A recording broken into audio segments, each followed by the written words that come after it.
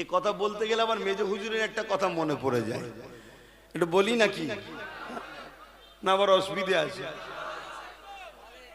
কি গো মুরব্বী, কি বলছো, অসুবিধা আছে? মেজ হুজুর পীর কেবলা বাংলাদেশে জলসায় গেছে, বাংলাদেশে তো ঠান্ডা বেশি, তো তাল মিশরি নিয়ে যেতেন। তাল মিশরি খেলে খুসখুস করে কাশি গলে না, তাল মিশরি খেলে ভালো হয়ে যায়। এখন আর সেগুলো আছে কি জানি না, আগে সব অরিজিনাল পাওয়া যেত, এখন সব ভেজাল। নেতা ভেজাল তো আর মাল ভেজাল হবে না, এর কি মানে আছে? নেতা ভেজাল হওয়ার জন্যই তো মাল ভেজাল হয়ে যাচ্ছে, সব তো ওখান থেকেই চলছে। তো ওই সময়ে ওই তালমিশরি শুধু চুরি হয়ে যাচ্ছে। মেজ হুজুর বলছে, বাবা আমি সফরে এসেছি, এক দেশে পাওয়াও যায় না, কোথা ঠান্ডা ঠান্ডা লেগে যাবে, কারা খাচ্ছিস রে বাবা? সবাই বলে হুজুর আমি জানি না, হুজুর আমি জানি না। মেজ হুজুর বললেন, যে চোর ধরে দেবে তাকে একটা গোটা ফাইল দেবো। ব্যাস, সবাই চোখ বন্ধ করে আছে, ঘুমোইনে, ধরতে পারলেই গোটা ফাইল পাবো। এ নাই ঝেড়ে ঝুড়ে একটু একটু করে খাচ্ছি, গোটা ফাইল হয়ে যাবে। একদিন যাই আর চুরি হয়নি, দুদিন যাই চুরি হয়নি, 3 দিন যাই চুরি হয়নি, চতুর্থ দিনে একজন লোভ সামলাতে পারে না, ভাবছে সব ঘুমোচ্ছে হয়তো, সুরসুর করে যে যেই খেতে গেছে, আর ধরে ফেলেছে তো, বলছে হুজুর চোর ধরে ফেলেছি। কে? এদিকে নিয়ে আসো। এসেছে। কি গো বাবা, তুমি তো বলতে পারো যে হুজুর একটু খাবো, তা বললাম নুকে নুকে খাই। বলছে হুজুর আমি সত্যি বলছি, হুজুর আমি কোনোদিন খাইনি, ভাবছিলাম সবাই ঘুমোচ্ছে আজকে একটু খেয়ে নি, আমি বুঝে উঠতে পারিনি হুজুর, আমি সাদামাটা লোক একদম। কি লোক? সাদামাটা লোক, বুঝে উঠতে পারিনি। হুজুর জিজ্ঞেস করছে ছেলে পুলে কটা? বলছে 5টা। বলছে সাদামাটা লোক তো 5টা ছেলে হলো কি করে? বুঝার ব্যাপার আছে। তাহলে এই জন্য আমি জিজ্ঞেস করছি, বুঝতে পারছেন তো নাকি? সব বোঝে, আর এই জায়গাটা যদি না বোঝো তাহলেই তো দুঃখ নাকি? হ্যাঁ, সব বোঝে, সব জায়গায় বুঝতে জানে, লাভ লুসকান সব বোঝে। আর দিনের বেলায় বলছো, ইসলামের বেলায় বুঝতে পারছো নি, তাহলে তো সমস্যা হবে নাকি? হ্যাঁ, আমার আওয়াজ বুঝতে পারছেন? হ্যাঁ বুঝে। আল্লাহ পরীক্ষা নেবে, কঠিন কঠিন পরীক্ষা আসবে। যেমন আজ উম্মতদের জন্য ভয়ানক পরীক্ষা। একদিকে বিজেপি সরকার হুমকি দিচ্ছে মুসলমানদের তাড়িয়ে দেবো, এনআরসি করবো, এটা করবো, ওটা করবো, মোল্লাদেরকে মেরে দাও, কেটে দাও, হ্যান করো, ত্যান করো। অপরদিকে আবার যাকে ভালোবেসে আমরা দল করেছিলাম, সেও আবার বিজেপির আইনকে মেনে নিয়েছে। করেছে না? করেন। তাহলে কোন কঠিন পরীক্ষায় এসে গেলাম বলো? একদিকে না হয় ওর জ্বালায় এর সাথে ছিলাম, কি ওর জ্বালাতেই ছিলেন তো নাকি, আবার ইও ওর সাথে হাত মিলিয়ে দিয়েছে। দেখুন কত কঠিন পরীক্ষা। পরীক্ষা না পরীক্ষা না? হ্যাঁ। আবার কালকে দেখবেন অনেকে বুঝাবে, এই ওরম করতে যাসনি, বিজেপি চলে আসবে, এলে দাঁড়িয়ে রাখতে পারবি নি, টুপি পরতে পারবি নি, তাড়িয়ে দেবে। এটাও একটা পরীক্ষা। কত কঠিন কঠিন পরীক্ষায় আমরা পড়ে যাচ্ছি দেখছেন। এসব পরীক্ষা আল্লাহ। এবারে ওই বান্দা কামিয়াবি হবে যে বান্দার মাথায় এটা যাবে, আমরা বিজেপিকেও ভয় করি না, এর উপরও আশা করি না, আমরা ভয় করি আল্লাহকে, সাহায্য চাই আল্লাহর কাছে। জোরে বলুন সুবহানাল্লাহ। ওই বান্দা দুনিয়াতেও কামিয়াবি হয়ে যাবে, আখিরাতেও কামিয়াবি হয়ে যাবে। জোরে বলুন সুবহানাল্লাহ। কথা বুঝে আসছে তো নাকি? কিন্তু সেই ঈমান আমরা রাখতে পারবো? আমরা তো ধৈর্যরা হয়ে যাব। এমন ভাবে আমাদের ব্রেনকে ওয়াশ করা হবে, কোথা থেকে? দেখা যাবে মসজিদ থেকে ব্রেন ওয়াশ হচ্ছে। এমন ভাবে ওয়াশ হবে কোথা থেকে? বড় বড় সব দরবার থেকে ওয়াশ হবে। আপনি ভাববেন কি করা যায়, কি করা যায়। হায় হায় হায়। এজন্যই তো আল্লাহ নবী বলেছেন, আখিরি জামানা আমার উম্মত উম্মতিদেরকে যেন 1400 হিজরি দেখতে না হয়। কেন? আমার উম্মত উম্মতিরে আখিরি জামানায় এত ফিতনা হবে, এত ফাসাদ হবে, হাতের তালুতে আগুন রাখা থেকেও ঈমান বাঁচানো বড় কষ্ট হবে। হাতের তালুতে আগুন রাখতে পারবেন? এর থেকেও কষ্ট ঈমান বাঁচানো। তাহলে কি হবে? এ নওজওয়ান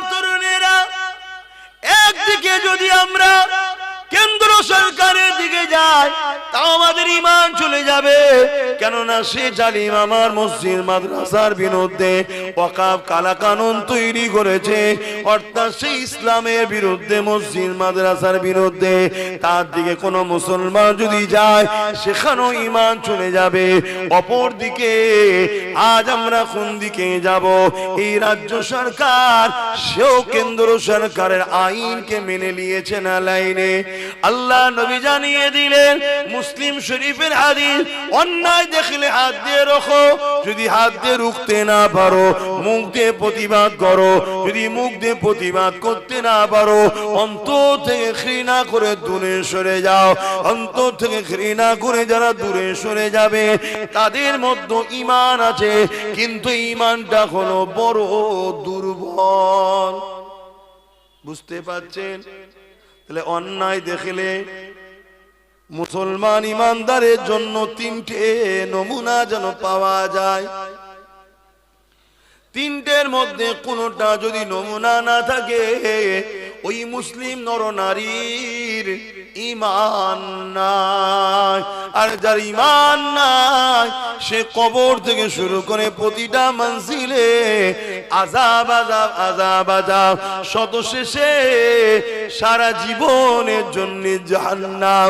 আর ঈমান যদি থাকে পৃথিবী পরিমাণ যদি গুনাহ করে ফেলে আযাব খেটে খেটে খেটে খেটে একদিন না একদিন জান্নাত যাবে।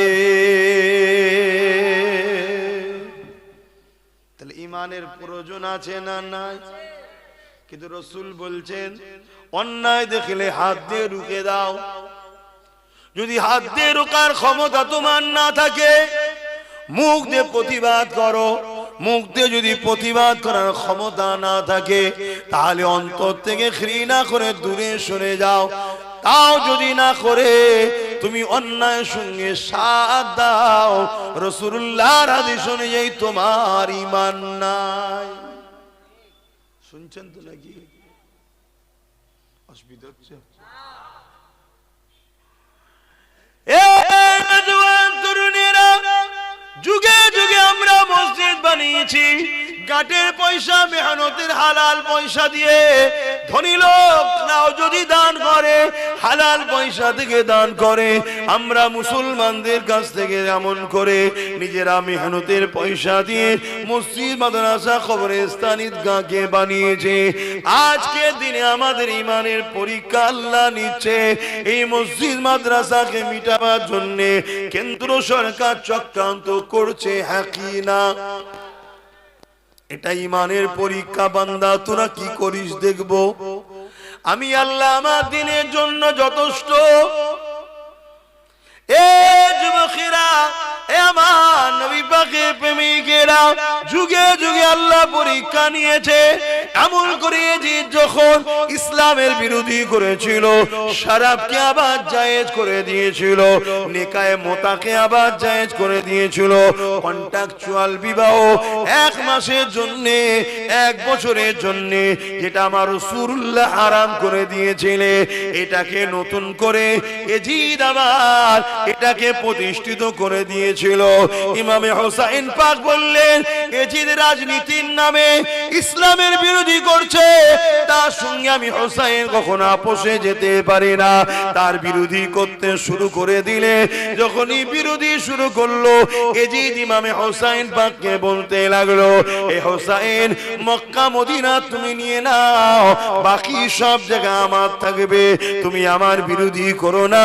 ইমামে হোসাইন পাক বলেছিলে তামাম কায়নাত হলো আমার নানা জানে, তুমি আমাকে মক্কা মদিনার কি দেখাচ্ছ?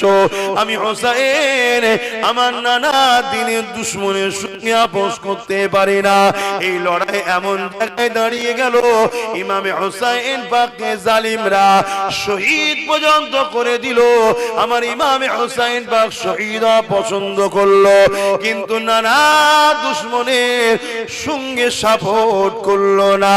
এ উম্মতে মুহাম্মাদি সেদিনও দুটো দল ছিল, একটা হলো এজিদ বাহিনী যারা হলো শয়তানের দিকে, আর একটা হলো হোসাইনের দিকে যারা হলো রহমানের দিকে।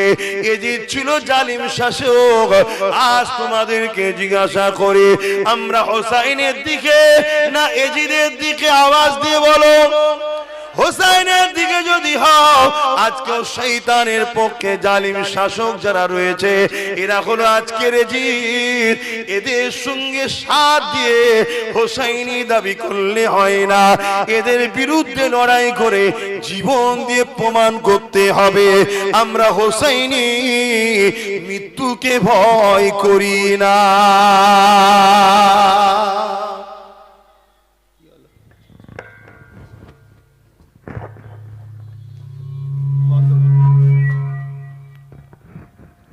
दुरूद शरीफ अल्लाहुम्मा सल्ली अला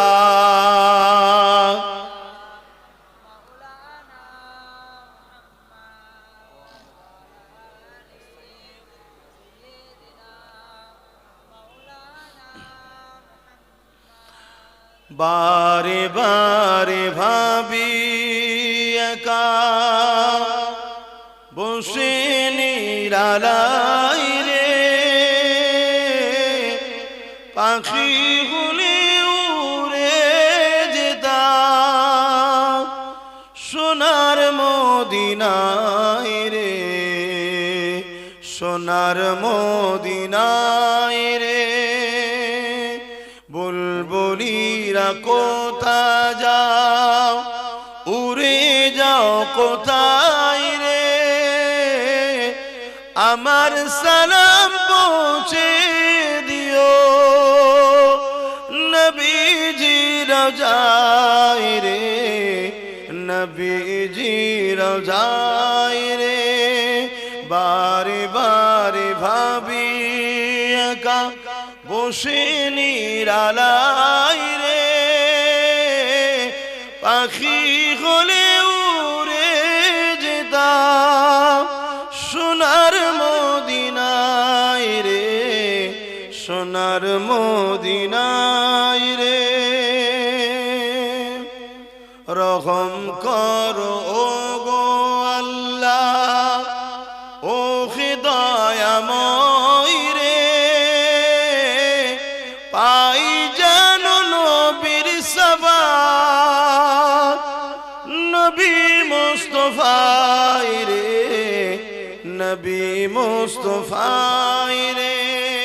বারে বারে ভাবি একা বসে নিরালাই রে, পাখি হলে উড়ে যেতাম সোনার মদিনায় রে, সোনার মদিনায় রে।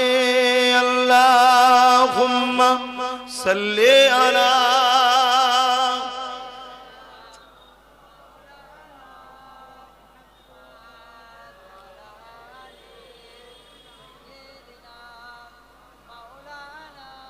আমার আব্বা ভাইরা মায়েরা বোনেরা। কি অসুবিধা হচ্ছে নাকি বাপ ভাইদের? আমাদেরকে আল্লাহ পরীক্ষা নেবে না? আমাদের সামনে সব থেকে বড় ভয়ঙ্কর পরীক্ষা হলো ইসলামের দুশ্মন যারা ওয়াকাফকে মিটাচ্ছে তাদের হাত থেকে ওয়াকাফকে বাঁচানো। এটা পরীক্ষা না? পরীক্ষা না? সেদিন আমার রাসূলুল্লাহর খাতমে নবুয়াতের বিরোধী করেছিল মুসাইলামাতুল কাজ্জাব।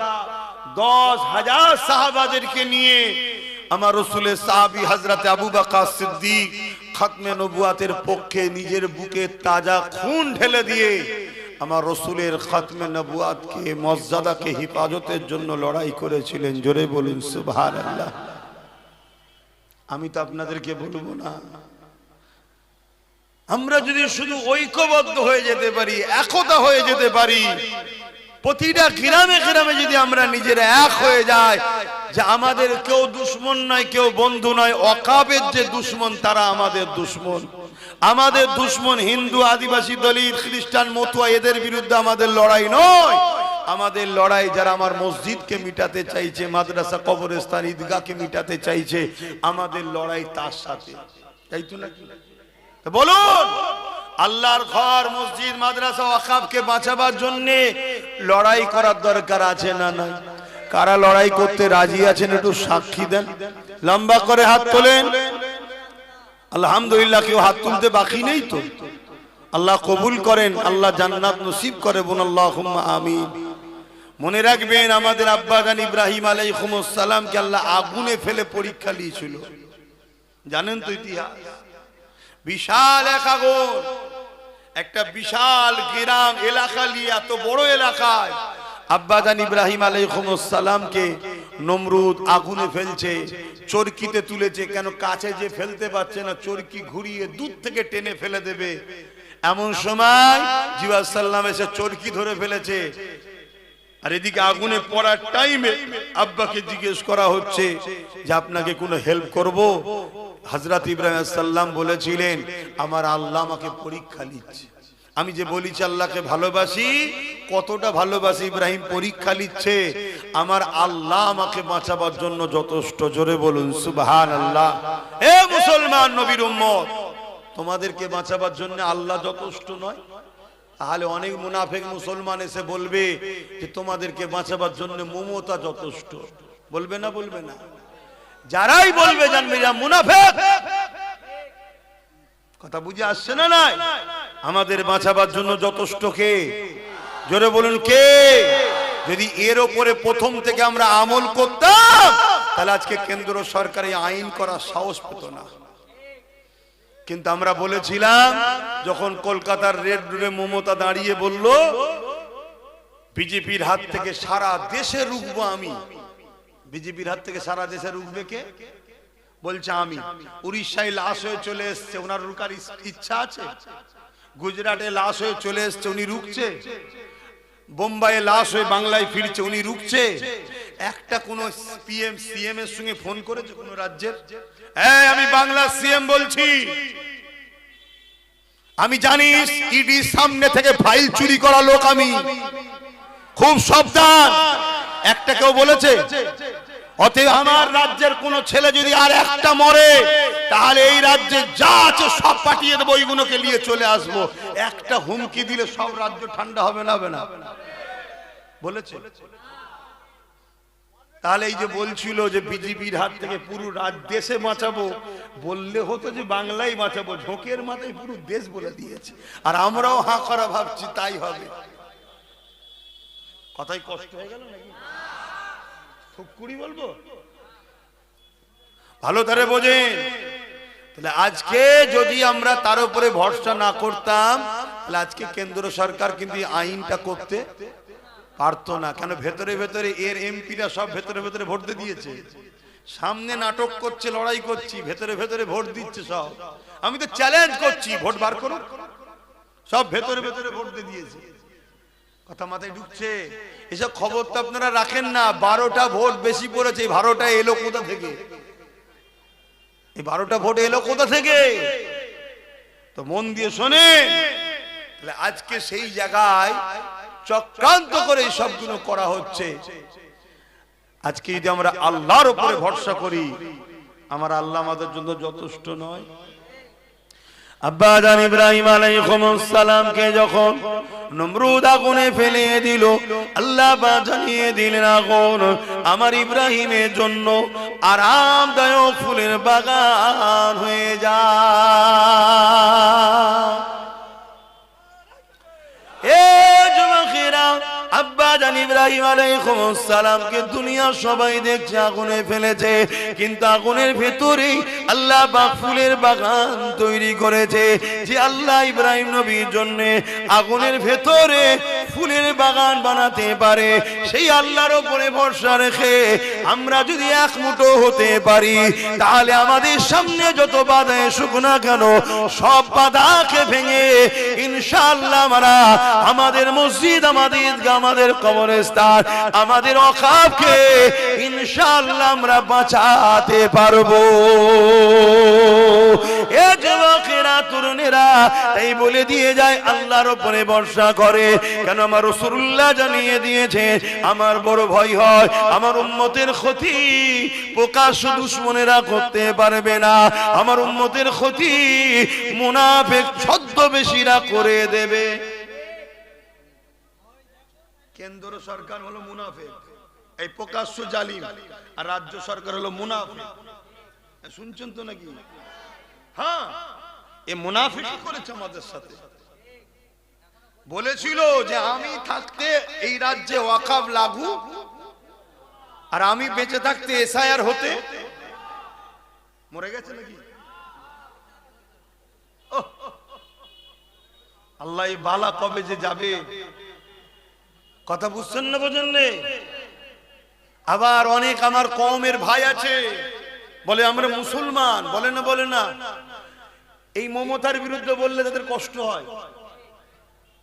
এই শুনছেন আমার কথা? অথচ আমার কোরআনের বিরুদ্ধে একজন ফোর পাস মাতাল বলল, আমার কওমে সেই সব নেতাদের কোনো কষ্ট হয়নি। তোমাদের এলাকায় অনেক অর্থশালী পয়সাওয়ালা লোক আছে, পয়সা দিয়ে গুন্ডা কিনে নিরীহ মুসলমানদের উপর জুলুম করে, মারে পেটে।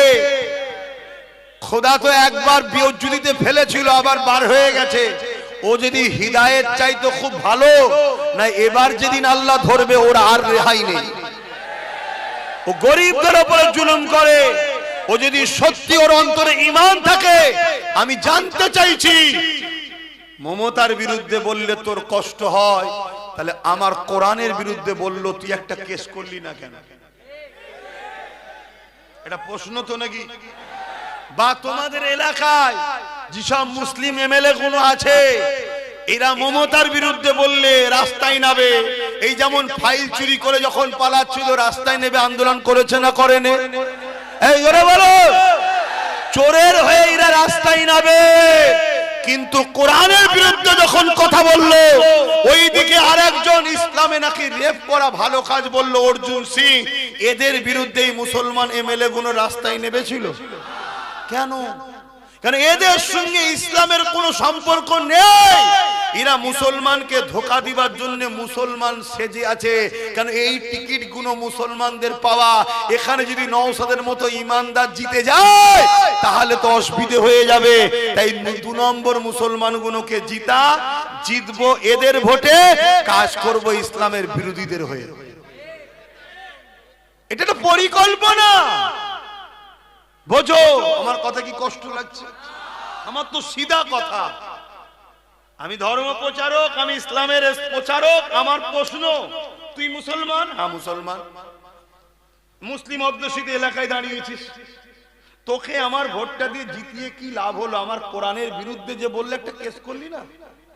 তাহলে কাল যে কোরআনের বিরুদ্ধে বলার জন্য, তার বিরুদ্ধে যদি তুই কেস না করিস, কাল মুসলমানকে যখন মিথ্যা এনআরসি দিয়ে বা মিথ্যা ভাবে মুসলমানকে মারবে, মনে হয় এরা আমাদের হয়ে লড়বে? কেন? আমাদের দাম বেশি না কোরআনের দাম বেশি মুসলমানের কাছে? তো তুই কোরআনের যখন সাথ দিলে নি, মুসলমানের সাথ দেবে মনে হয়?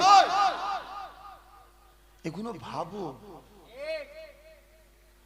এগুলো ভাবো, বোঝো। আমার কথায় কষ্ট হলো? পয়সা দেয় নাকি? বোঝার চেষ্টা করো। কিন্তু একটাই দেখো, নবী বংশের ছেলে একটাই জিতেছে। তোমরা জানো কি জানি না, এসআইআর এর ব্যাপারেও কেস করেছে সুপ্রিম কোর্টে। তোমাদের জানা আছে কি জানি না? এসআইআর এর ব্যাপারেও কেস করেছে, যদি কোনো সাধারণ মানুষ হয়রানি যাতে না হয়। আবার এনআরসির ব্যাপারেও করেছে। আবার যখন কোরআনের বিরুদ্ধে বলল, তার নামেও মামলা করেছে। তাই তোর পিছনে সবাই লেগে গেছে। নতুন করে দেখলাম আর একটা নাকি বেরিয়েছে, কে কখন এ ধরে, কখনো ও ধরে, কখনো সে ধরে। আদৌ তুই মুসলমান না বেঈমান এখনো তো বুঝতে পারছি না। কেন? কখনো মন্দিরেও দেখা যায়, কখন মসজিদেও দেখা যায়। দেখা যায় না? যায় না? হ্যাঁ, হঠাৎ করে বলছে আমি মুসলিম দরদি হয়েছি, তো ভালো কথা, ভালো কথা। মুসলিম দরদি হওয়া তো ভালো, কিন্তু এসেই বলছে আমাকে হুজুর হতে হবে, আমাকে ইমাম বানাও। এই কথা শুনছেন না শুনেননি? একটু সন্দেহ আছে। হ্যাঁ, অতএব বেশি লাফালাফি করা ভালো নয়। একটু দেখে শুনে হাত ধরা দরকার। কি? কেন আমরা এমন একটা জায়গায় দাঁড়িয়ে আছি, ভুল হাত ধরে ফেললেই চুলোতে ডাইরেক্ট গিয়ে পড়বে। আছো কোথায়? কড়াতে। আছো কোথায়? কড়াতে। কষ্ট না আরাম? উঠতে হবে না হবে না? কিন্তু ওঠো, এমন লোকের হাত ধরে ওঠো সে যেন তুলে তোমাকে ডাঙাই না ভাই। এমন লোকের হাত ধরতে যেওনি ধরে নিয়ে যে কড়া থেকে, আমি কি বলছি বুঝছো তো? আচ্ছা এত বুঝাই কেন জানো? তোমাদেরকে ভালোবাসি, রসুল পাক তোমাদেরকে ভালোবাসে তাই। তোমাদেরকে যদি আমি ভালোবাসি আমার বিশ্বাস নবী আমাকে শাফাআত করবে তাই। তোমাদেরকে ভালোবাসি, দাদা হুজুরের রুহানি আওলাদ তোমরা তাই। না কি দরকার আছে দুটো প্লেন কথা বলে গেলে আমার তো দাওয়াত আরো বাড়বে রে বাবা, ঠিক তো নাকি? আমার জলসায় বাধা হয় না? হয় না? কত বাধা। কখন এ ডাকছে ফোন করে এদিকায়, ও বলছে এদিকায়, ও বলছে এদিকায়, এ বলছে 5 লাখ টাকা দিয়ে দিচ্ছি পুরো হুজুরের সেটআপ আমি এনে দেবো, ওইটাকে বাদ দে দে। বাবা তোদের আবার হুজুরের সেটআপও আছে? তার মানে বুঝতে পেরেছেন সেই ব্রিটিশ আমলে একদল লোককে ব্রিটিশরা নিয়ে যে আন্দামান সেলুলার জেলে রেখেছে, কালা পানির শাস্তি দিয়েছে। আবার ব্রিটিশরাই একদল মৌলানাদের ঘরে মাসে মাসে মাইনও দিত। ব্যাপারটা কি? কথা কিছু মাথায় ঢুকছে? আজকে যেটা ঘটছে এটা নতুন নয়। যদি নতুন হতো না হয় তোমরা বুঝতে পারো না, আলাদা কথা। তোমরা একটু পিছনে যাও না, ব্রিটিশদের পিরিয়ডে যাও। ব্রিটিশদের সময় এই ভারতবর্ষে আব্দুল আজিজ মুহাদ্দিস দেহলভী রাহমাতুল্লাহ আলাইহি যখন ফতোয়া দিল ব্রিটিশদের বিরুদ্ধে লড়াই করা ফরজ, ওই সময় ব্রিটিশরা দেখলো হাই সর্বনাশ, এবার তো টিকা মুশকিল। এবার তো টিকা মুশকিল কেন? মুসলমান ফরজ তো করতেই হবে, নাই তো কবিরা গুনাহ হবে, জাহান্নামে যেতে হবে। তাহলে মুসলমান তো উঠে পড়ে লাগবে। ব্রিটিশ দেখলো আমার তো পিঠের চামড়া তুলে ফেলবে পারে, তাহলে কি করা যায়? ব্রিটিশ চট ছেড়ে দিল। লুবি বক্তা, দুবি মলি সাহেব, লুবি মুফতি কে আছে দেখ, কার হুজুর হবার শখ আছে দেখ, একটু হুজুর থেকে মলি সাহেব ধর। কথা বুঝছেন না? বোঝেন না? হ্যাঁ, হুজুরের বেলায় মুরগির রান, আমার বেলায় মুরগির ঠ্যাং। সে শুকনোটা ঠ্যাং খাওয়ার হুজুর কে আছে দেখ। কোন মুফতি সাহেবের লোভ আছে একটু হুজুর হবা দেখ, ধরে লিয়ে ওকে। ব্রিটিশরা চড় পেটিয়ে দিল, সব ধরে ধরে ধরে ধরে খবর হয়ে গেল। ব্রিটিশ তাদেরকে পয়সা দিল, লিজাও লিজাও লিজাও। কি করতে হবে? আব্দুল আজিজ মুহাদ্দিস দেহলভীর বিরুদ্ধে ফতোয়া দাও। ও ভুলভাল বকছে, কোথায় আছে ব্রিটিশদের বিরুদ্ধে লড়াই করা ফরজ? কোরআন হাদিসের কোথায় আছে? ব্যাস ফতোয়া শুরু হয়ে গেল। দুটো গ্রুপ হলো না? হলো না? জোরে বলেন। ঠিক তেমনই ইতিহাস জানতে হবে। আজকে যখন আব্বাস সিদ্দিকী বলল দিদি মুদিকে ভোট দিয়া হারাম, ভোট দিলে ঈমান চলে যাবে, আমার বিরুদ্ধে একদল ফতোয়া দিয়েছে না যায়নি? কোথা পেয়েছে, কি হয়েছে, সব বাজে কথা, এসব চলবে না বলছে না? বলেন সেদিন ব্রিটিশ টাকা দিয়েছিল, আজকে ব্রিটিশদের বুন ডেকেছে এইদিকে আয়, এলে টাকা লিজা টাকা লিজা টাকা লিজা, আব্বাসের বিরুদ্ধে বল, আব্বাসের বিরুদ্ধে বল, বলছে না? বলেন। তা আমি তো বলছি তোদের হাতে সব ক্ষমতা। আমার এই ফতোয়াকে কাটার জন্য ব্রিকেট একটা ডেট কর, আর আমি যাব প্রমাণ করে দেবো দিদি মুদিকে যারা ভোট দেবে তারা বেঈমান জাহান্নামী হয়ে মরবে। আমি প্রমাণ করে দেবো, আজকে প্রমাণ করবে। একটু শুনবে? কারা কারা শুনতে চাও একটু হাত তুলে সাক্ষী দাও। শুনতে চাইছো? অসুবিধা নেই তোমার? যা করে খাচ্ছিলাম হুজুর খাওয়াটাও বন্ধ করে দেবে মনে হয়। কে বলেছে হুজুর বন্ধ করতে এসছে?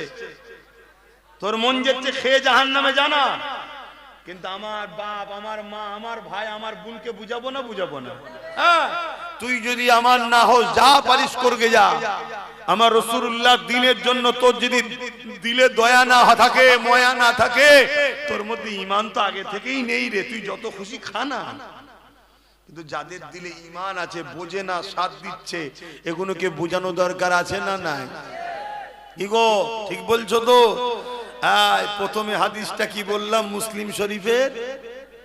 অন্যায় দেখলে হাত দিয়ে রুখে দাও। অন্যায় দেখলে হাত দিয়ে বলুন রুখে দাও। যদি হাত দিয়ে রুখতে না পারো মুখ দিয়ে অন্যায়ের প্রতিবাদ করো। যদি প্রতিবাদ করতে না পারো অন্তর থেকে ঘৃণা করে দূরে সরে যাও। আর অন্তর থেকে ঘৃণা করে দূরে সরে যাওয়ার সময় রাসূল বললেন এটা হলো বড় দুর্বল ঈমান, বড় দুর্বল ঈমান। একদম ঈমানের কমজোরি আলামত হলো এটা, অন্তর থেকে ঘৃণা করে দূরে সরে যাওয়া। আর এর আগে আরো দুটো নমুনা কি আছে? হাত দিয়ে রুখবে নাই মুখ দিয়ে প্রতিবাদ করবে। দ্বিতীয় নম্বর কথা, আল্লাহ রসুল বললেন মিশকাত শরীফের হাদিস, কেউ জালিম জানার পর, কেউ জালিম জানার পর কোন মুসলমান যদি ওই জালিমকে শক্তিশালী করার জন্য সাথ দেয়, ওই মুসলমানটা আল্লাহ নবী বলছে ইসলাম থেকে বেরিয়ে যাবে। যে ইসলাম থেকে বেরোয় তার ঈমান থাকে। দুটো হাদিস সামনে রাখলাম, এবারে বলি, অসুবিধা হচ্ছে? বলুন, কেন্দ্র সরকার 2025 ওয়াকফ কালা কানুন যেটা করেছে, এটা সংবিধানের পক্ষে না বিরুদ্ধে? এক নম্বর, এটা আমার ইসলামের পক্ষে না বিরুদ্ধে? এটা জুলুম না জুলুম নয়? এটা অন্যায় না অন্যায় নয়? রসুল বললেন অন্যায় দেখলে হাত দিয়ে। তাহলে কেন্দ্র সরকারের এই কালা কানুন, সংবিধান বিরোধী কানুন, ইসলাম বিরোধী কানুন, মসজিদ মাদ্রাসা কবরস্থান ঈদগাহকে মিটিয়ে দিবার চক্রান্তের কানুনকে রাসূলুল্লাহর হাদিস অনুযায়ী ঈমানের বৈশিষ্ট্যের মধ্যে প্রথম বৈশিষ্ট্য হলো হাত দিয়ে রুখতে হবে।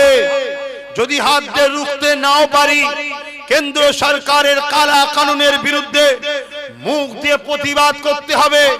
তোমার এই আইন মানছি না, তোমার এই কালা কানুন মিটিয়ে যাক মানছি না, এইভাবে প্রতিবাদ করতে গিয়ে যদি জেল হয় জেলে যেতে হবে, মার হয় মার খেতে হবে, যা হয় হবে। ঈমানকে বাঁচাবার স্বার্থে তোমাকে প্রতিবাদ করতে হবে। যদি প্রতিবাদ করার ক্ষমতাও তোমার না থাকে, কমসে কম কেন্দ্র সরকারের কালা কানুনের বিরুদ্ধে ঘৃণা করে দূরে সরে যেতে হবে। আর এই দূরে সরে যাওয়াটাও যারা করবে তাদের ঈমানটা কমসে কম আছে, কিন্তু বড় দুর্বল।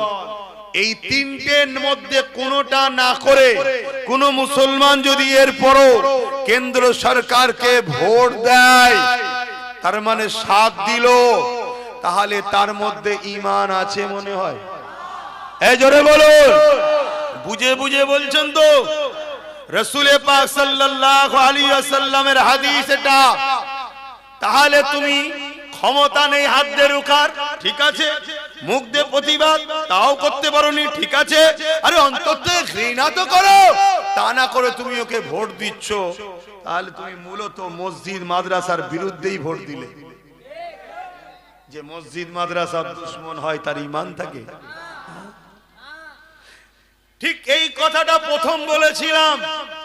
তারপরের কথা হলো এটাই, বুকে হাত দিয়ে বলো কেন্দ্র সরকারের বিরুদ্ধে আন্দোলন করব, আর রাজ্য সরকার বলবে দিল্লি গিয়ে আন্দোলন করো, আমি সব থেকে বড় দুশমন হব।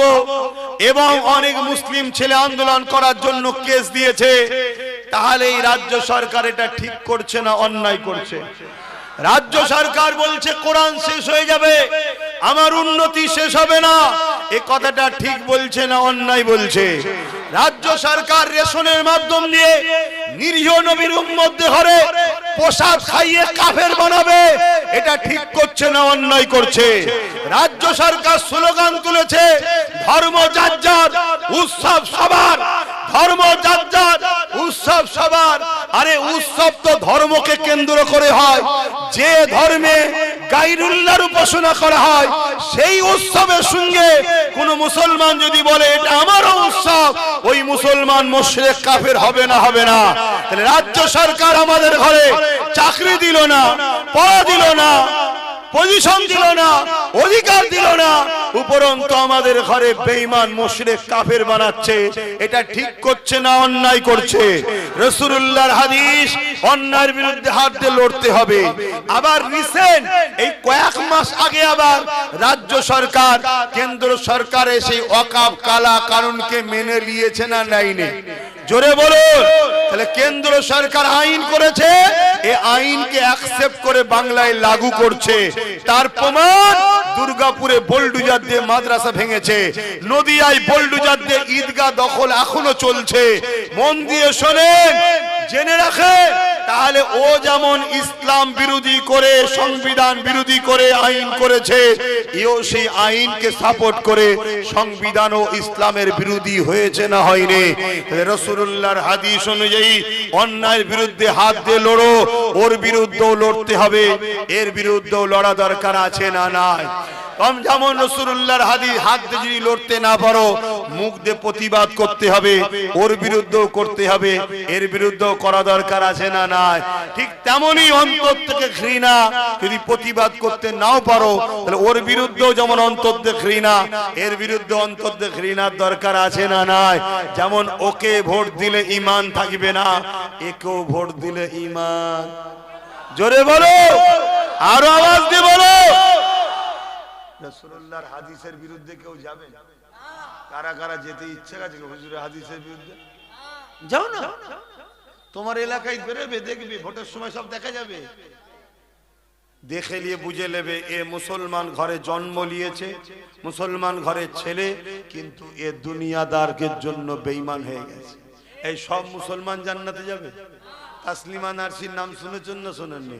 মুসলমান ঘরে জন্ম হয়েছে না হয়নি? ওর ঈমান আছে? সালমান রুশদি মুসলমান ঘরে জন্ম হয়েছে না হয়নি? ঈমান আছে? এরকম কত রয়েছে রে বাপ। সেই পরীক্ষা শুরু হয়েছে আল্লাহর পক্ষ থেকে।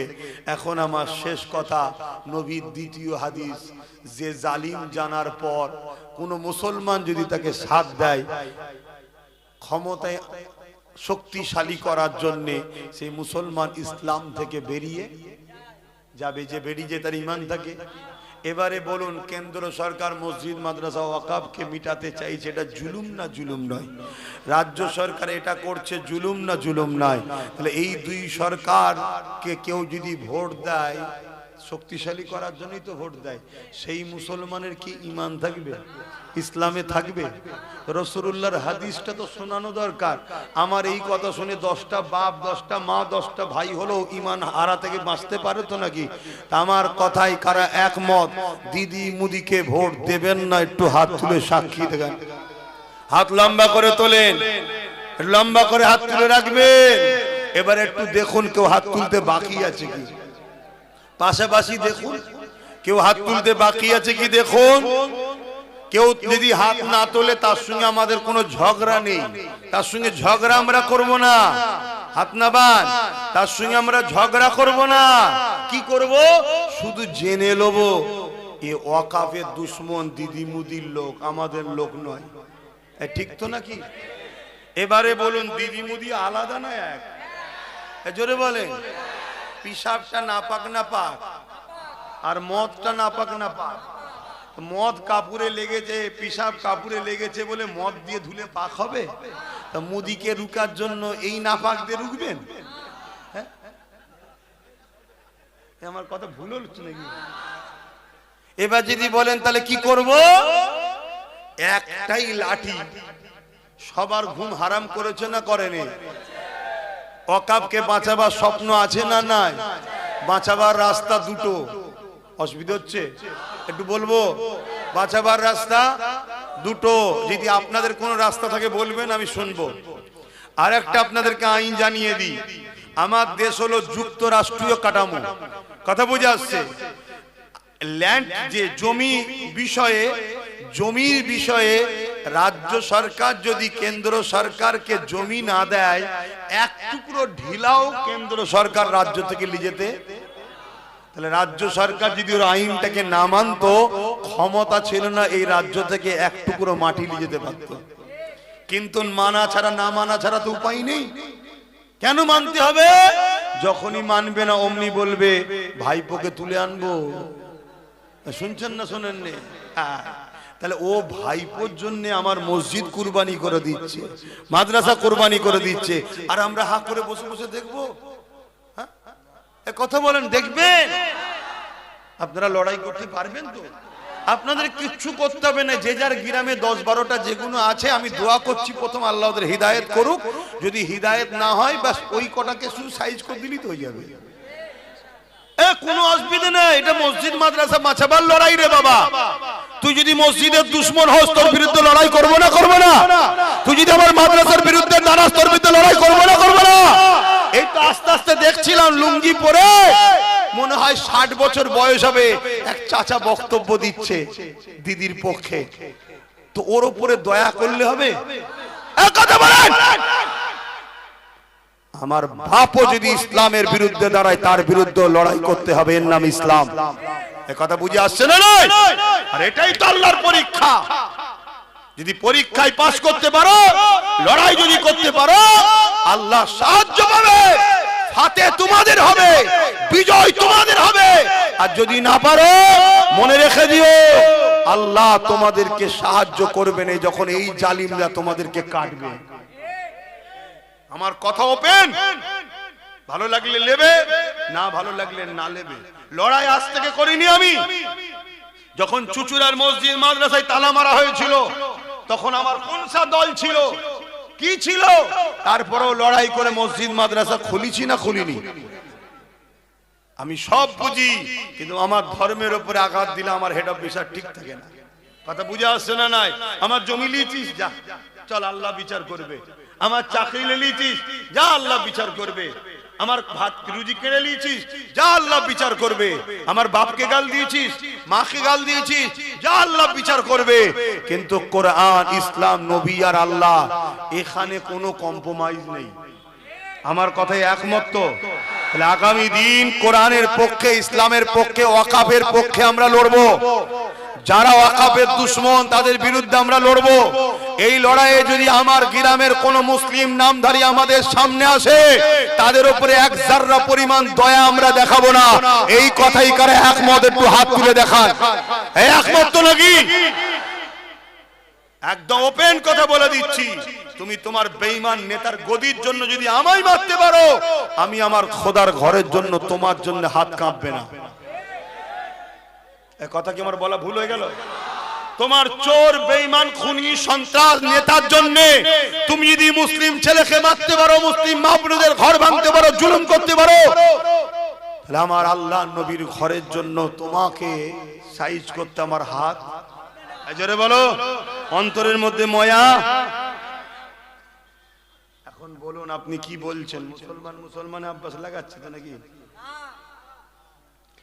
আল্লাহ নবী যখন মক্কা শরীফে ইসলামের প্রচার করলো, ওই সময় মক্কার মুশরিকরাও বলেছিল যে মুহাম্মদ তুমি যা করলে ঘরে ঘরে সব লেগিয়ে দিলে।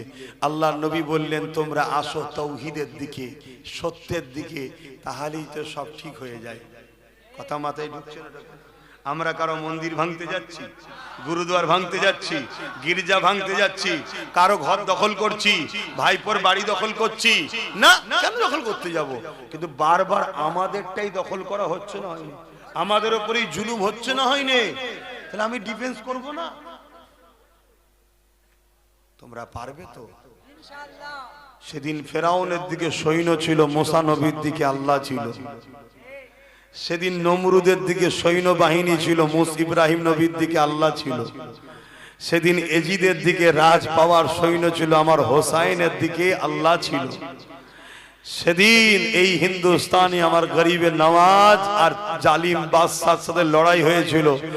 জালিমের দিকে সৈন্য সামন্তর অর্থ, ম্যান পাওয়ার সব ছিল, আমার গরিবের নওয়াজের দিকে আল্লাহ ছিল। বিজয়টা কিন্তু গরিবের নওয়াজেরই হয়েছে। জোরে বলুন সুবহানাল্লাহ। ঘাবড়াবার কিছু নেই, ঘাবড়াবার কিছু নেই। আল্লাহর ঘরের জন্য যদি আমার জীবনটা যায়, নিজেকে ধন্য মনে করব।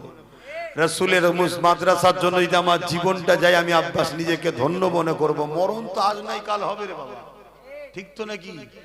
আর আমার মরণ যদি এখনো 10 বছর বেঁচে থাকার থাকে, তাহলে কালকে লড়াই করে মরে যাবো মনে হচ্ছে নাকি? তোমাদের ধারণা কি? প্রত্যেকটা বেগদা ছাড়া ছাড়া যদি কিছু পড়ে, তাও মরণ হবে না। কেন? বাজ পড়লো মরণ কেন? 10 বছর বাকি আছে এখন। কথা মাথায় ঢুকছে? আর মরণ যদি তোমার কপালে লিখে থাকে, তুমি ঘরের মধ্যে শুয়ে থাকবে, রাস্তা হয়তো 50 কিলোমিটার দূরে, তারপরেও দেখছো কখনো একটা গ্রামে হয়তো রাস্তা ভুলে গিয়ে মেন রোড ছেড়ে একটা লরি ঢুকেছিল ওই রাত্রি, কোনো কারণে হয়তো, সেটাই তোমার ঘাড়ের ওপর জুটে পড়েছে। মানে এরকম কপালে লিখা ছিল। কথা কিছু বুঝছেন? শহরের ছেলে, এলাকায় পুকুর টুকুর কিচ্ছু নেই, গ্রামে একদিন এসেছিল, একদিনই মরে গেছে। তার মানে করে কপালে ছিল ওই দিন, তাই টেনে নিয়ে আসা হয়েছে। গ্রামের ছেলে, রেল লাইন আশপাশে নেই, কোনোদিন রেলই দেখেনি, একদিন গেছে, একদিনই কাটা পড়ে গেছে। ঘটে না? ঘটে না? ওর কপালে ছিল ওইটা। অতএব বাপ, আমার কথা তাহলে বলো, ওয়াকাফ বাঁচানো দরকার তো নাকি? যদি ওয়াকাফ বাঁচাতে ভারতের মুসলমান না পারো, তোমাদের অস্তিত্ব থাকবে না, এটা মনে রেখে দেবে। এই বাঁচাবার পন্থা আমার জানা দুটো, আমি বলবো একটু। নাম্বার 1 হলো সুপ্রিম কোর্ট। কেন? যারা আইন করেছে, লোকসভারও আব্বা হলো সুপ্রিম কোর্ট। কথা শুনছেন তো? হ্যাঁ, দেশের সর্বোচ্চ মাথা। সুপ্রিম কোর্ট যদি আইনকে বাতিল করে দেয়, বাতিল হবে। তা সুপ্রিম কোর্ট কি এমনি এমনি বাতিল করে দেবে? কথা বলেন, সুপ্রিম কোর্ট কি এমনি এমনি বাতিল করে দেবে? আমরা যদি ঘুমোই, সুপ্রিম কোর্ট কি বলবে? তারাও তো মানুষ নাকি? তাদেরও বউ বাচ্চা ছেলে পুলে আছে না নাই? যেমন বাবরি মসজিদের কেস করে ঘুমোচ্ছিলাম বলে আমরা রায় পেলাম না, তাহলে কেস যেমন করতে হবে, তেমন ট্রিটমেন্টটার যোগাযোগটা, আন্দোলনটা তেমন জারি, জোরে বলে, রাখতে হবে। তাই কেস যেমন করতে হবে, আন্দোলন জারি। যারা বলেছিল বিজেপির হাত থেকে মুসলমানকে বাঁচাবে, তারা কেস করেছে তো? সরকার কেস করেছে? তাহলে বলো, সেই একজনই কেস করেছে, নওশাদ সিদ্দিকী। তা আগামী দিন কলকাতায় যাচ্ছ নাকি ওর ডাকে? কি গো, কলকাতায় যাচ্ছ তো নাকি? যাওয়া দরকার। যদি বলো কেন, ওখানেও দেখলাম ওয়াকাফের বিষয়ে একটা পয়েন্ট আছে। তাহলে ভিড় যত বাড়বে, তত আন্দোলনটা প্রভাব দিল্লিতে পড়বে, এটা মাথায় রেখো। কাজ কাম তো রোজই আছে, যদি সময় পাও যাবে। তাহলে প্রথম নম্বর এটা কেস এবং আন্দোলন। দ্বিতীয় নম্বর হলো কি, কোন পাওয়ারে ওরা আইন করেছে ভাই? কোন পাওয়ারে? রাজ পাওয়ারে, এবং সংবিধানের বিরোধী আইন। তাহলে আমাদেরকেও রাজ পাওয়ার দখল করতে হবে, দখল করে আমরাও আইন করে ওয়াকাফকে ফিরিয়ে নেব। কথা বুঝে আসছে না? নাই? এবার শুরু করো তোমার রাজ্য থেকে। এই রাজ্যেই যদি তুমি বিধানসভাতে ক্ষমতায় থাকতে পারো, এখান থেকে বিল পাস করলে ব্যাস, করে আইন আর চলবে না তো? এখান থেকে জমি নিয়ে যেতে পারবে না? কথা মাথায় ঢুকছে না? ঢোকে না? তাহলে সেই জায়গাগুলো তোমরা মাথায় রাখো। এর জন্যই আব্বাস সিদ্দিকী বলে যে তোমরা শক্তিশালী হও, রাজ পাওয়ার করো। এই বলার থেকে আপনারা অখুশি হন নাকি? তাহলে আমার একটা শেষ কথা, নওশাদ সুপ্রিম কোর্টে কেস চালাচ্ছে ওয়াকাফকে বাঁচাবার জন্য, এটা কি ভুল করছে? তাহলে ঠিক যখন করছে, ওর সাথ দিয়ে দরকার আছে না? না, ও একা, ওর সাথে যদি আরো 30-40টা হয়, ওর হাত মজবুত হবে না? হবে না? তাহলে ওয়াকাফ বাঁচাবার স্বার্থেও তো আমাদের উচিত ওর সাথ দেওয়া। বাকি আরো শিক্ষা, স্বাস্থ্য, অনেক কিছু রাজনীতিতে প্রয়োজন আছে, সেটা ভিন্ন বিষয়। একটা ধর্মগুরু হিসেবে জিজ্ঞেস করছি, ওয়াকাফ বাঁচাবার স্বার্থেও তো সাথ দেওয়া দরকার আছে না? নাই? কারা ওর সাথ দিতে রাজি আছে? একটু হাত তুলে দেখাবে। আমি জোর করলাম? জোর করেছি? হাত নামাও। এই যে তোমাদের এলাকা, তোমরা যদি এক হয়ে যাও, তাহলে এখানে আশপাশে 5-6টা যা আছে সবই তোমরা পেয়ে যাবে। ঠিক না বেঠিক? তোমরাই যদি এক হয়ে যাও, 5-6টা তো পেয়ে যাবে। তাহলে এইভাবে এরকম করে করে করে করে যদি 30-40টা ওর হাতে যায়, তারপরে এবার একদিন দেখবে পুরো চলে যাবে। কথা মাথায় ঢুকছে না? ঢুকে না? কোনো ভাববে, মাথায় রাখবে। এই যে কথাগুলো বললাম, কারো কোনো কষ্ট হলো?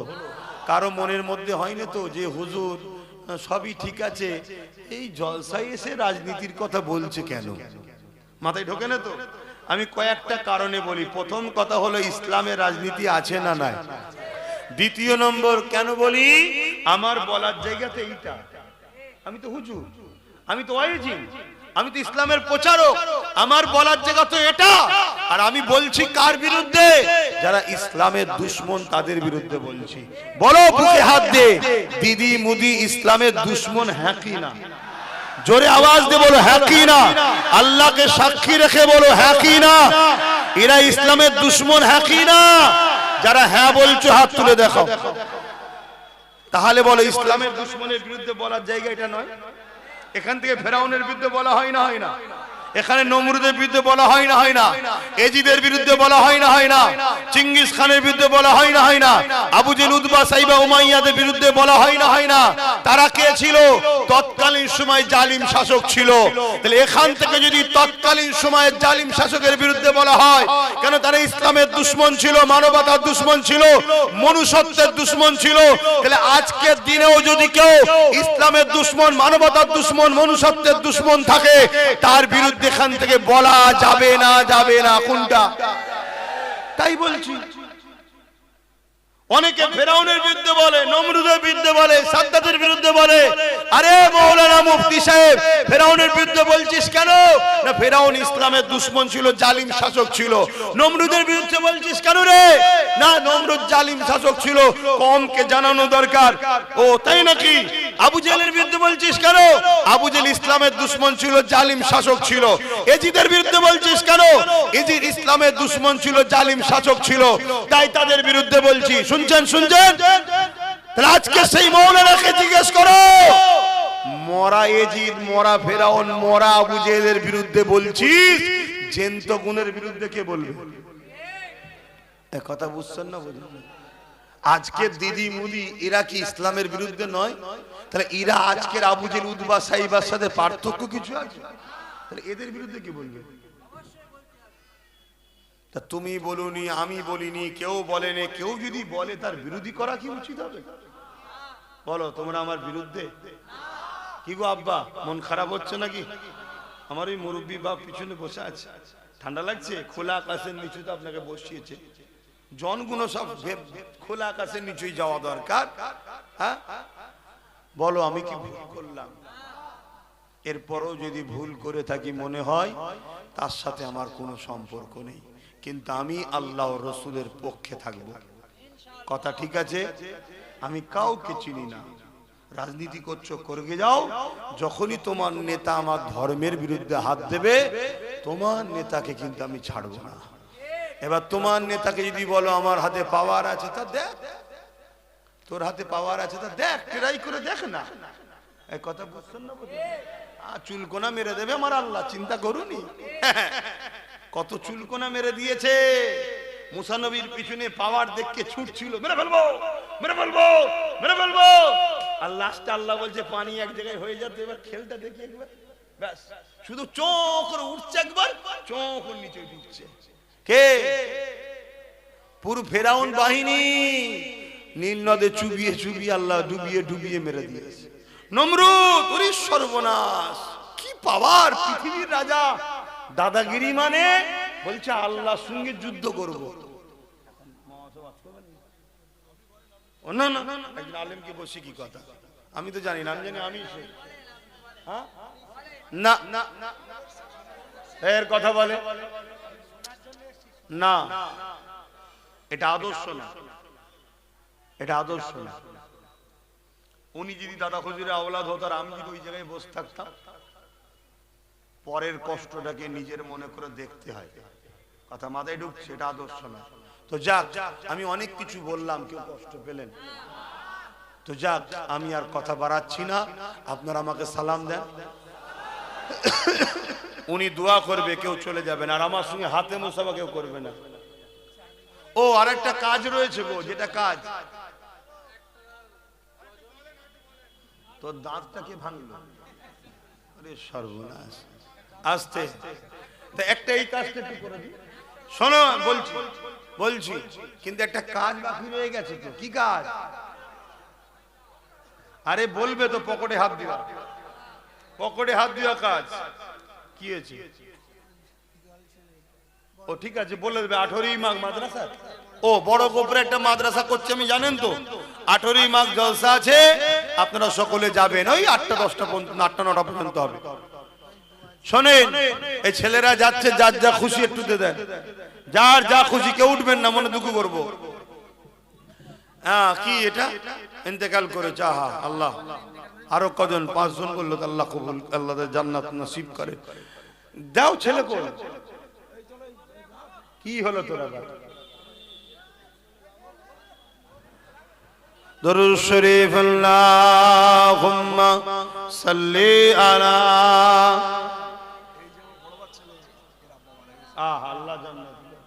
ছেলে বড় হলে একটু নলেজ শিখতে দেবে। ধরো,